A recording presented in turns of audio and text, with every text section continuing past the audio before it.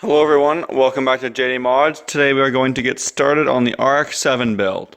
So, not too sure how I'm going to organize this series, but as you can see there is a lot of work both with the body and the 13B swap over there.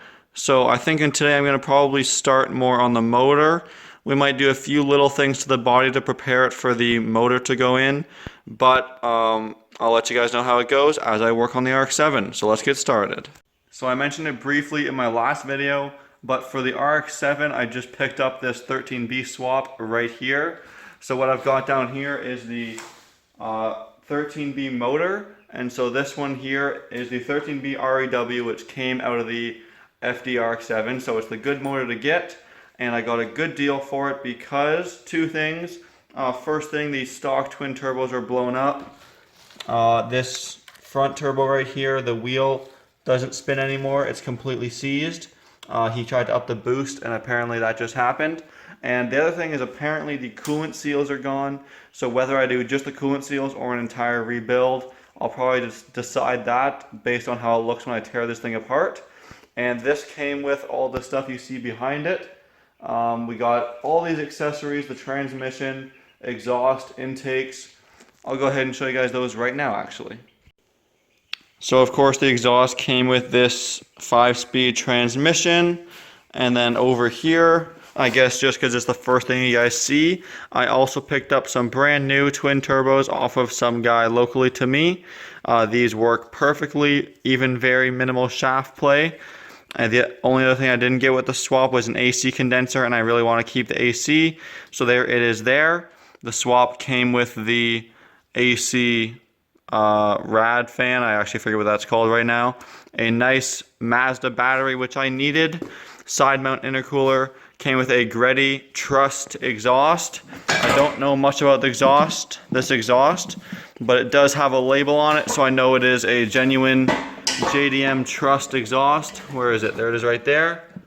Sorry, there it is right there. Trust number 406 ZS001, whatever that means, and then some Japanese words. So it comes with a nice Greddy exhaust. Sorry about the focus. Comes with a drive shaft. Comes with a Apexi Power FC ECU and controller. Also in this box are some HKS RS twin intakes, of course, and then just a bunch of accessories. So he was very nice to throw in all of these accessories. Pretty much everything I need, from the fuel pump all the way to the accessory pump, starter, air box, and battery tray. So that is pretty much my 13B swap, and we'll finish off the parts video with one more thing. As you can see, my hood is over there because I bought this nice hood off of the same guy from the turbos. So this is a FD Scoot hood, I believe they call it. It's carbon fiber, painted black, and it actually looks really good on my silver car. The paint on it is amazing. There I am right there. Barely any scratches, and actually I quite like the design. I already kind of test fit it on the car. I'll show you guys that later when I also have the headlight covers in, because it'll make it look a lot better. But for today's video, there's a couple things we can do to the body. I'm going to be repainting the wiper blades. I'll admit not in this video, but eventually. Also, the body needs some new paint. You can see the mirrors are all bunged up. The front bumper has a lot of chipping paint. And the clear coat is peeling on the hatch over here. There's the peeling clear coat. And the only little bit of body work that has to be done is right down here. It looks like it was just backed into or something. So it has a bit of rust. So I have to grind that out or just kind of sand it off.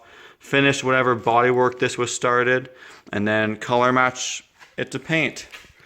So that's about it for the body.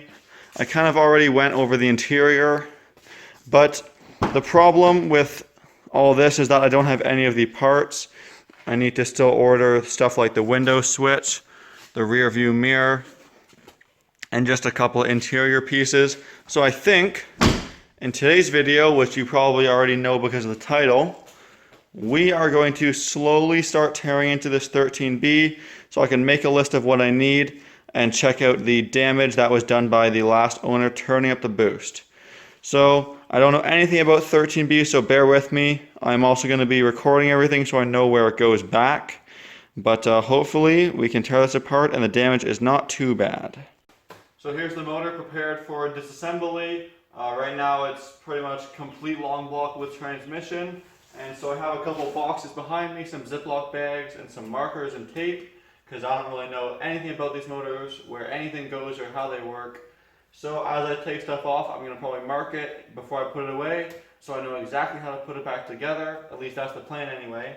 So let's start tearing into this thing.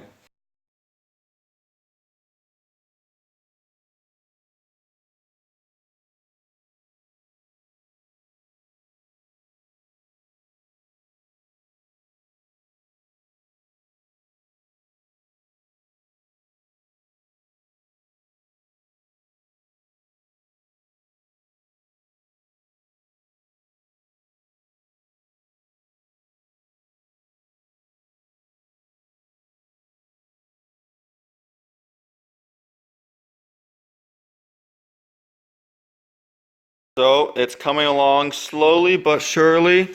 I've removed the turbos and manifold. I've removed the intake manifold. I have removed the water pump. You can see the studs are left there. So now I'm just going to keep working away. Remove this little oil solenoid. No idea what it is, but it moves oil around. And then of course we have the rat's nest, as it's referred to in the 13B world. So it's just all these vacuum lines, and on mine pretty much every single line is broken. There's tons of cracked wires, hoses, so it's a bit of a nightmare for me.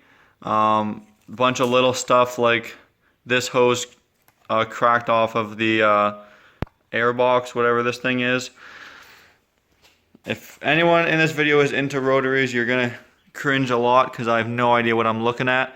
But I'm gonna slowly try and unbolt this whole rat's nest of vacuum lines, and then I'm going to try and take off the engine wiring harness.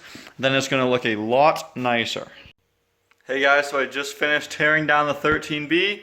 There it is right there. So as you can see, I have taken off every single accessory off of this motor except for the engine mounts, and then I cleaned it up really good. Let me give you guys a look here at the motor.